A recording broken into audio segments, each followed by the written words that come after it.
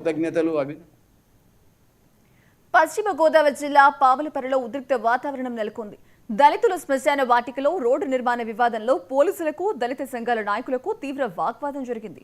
అక్రమాలకు గురవుతున్న పావలపర్రు శ్మశాన వాటికను కాపాడాలంటూ స్థానికులు ఆందోళనకు దిగారు.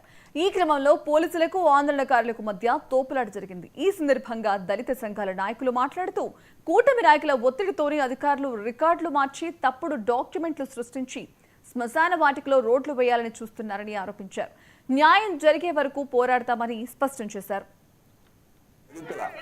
శ్మశాన వాటిక గురండి మరి అగ్రవర్ణాలకు సంబంధించిన వ్యక్తులు, వాళ్ళకి సపోర్ట్గా పోలీసు వారు, వాళ్ళకి సపోర్ట్గా రెవెన్యూ డిపార్ట్మెంట్ వారు, ఇదంతా ఏకమై ఆ యొక్క దళితులకు సంబంధించిన శ్మశాన వాటికను వాళ్ళు అన్యాయంగా, అక్రమంగా, దౌర్జన్యంగా రోడ్డు వేసుకుపోయే పరిస్థితులు తీసుకొచ్చారు.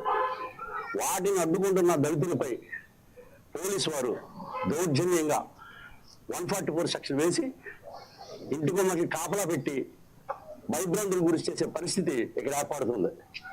ఇది ఈ పావలపర్రు గ్రామానికి సంబంధించిన ఈ శ్మశాన వాటిక 30/1/2023 తేదీ 23 సంవత్సరంలో 1వ తేదీ 30వ తేదీ 1వ నెలలో పావలపర్రు గ్రామానికి శ్మశాన వాటికగా ఇవ్వటం అనేది జరిగింది. దాన్ని వాళ్ళకి సంబంధించిన వాళ్ళ గ్రామ కంటమని, లేకపోతే ప్రైవేట్ భూమని, లేకపోతే ఏదో వేరే కారణాలు చెప్తూ అది ఖాళీగా ఉంది. Government భూము, government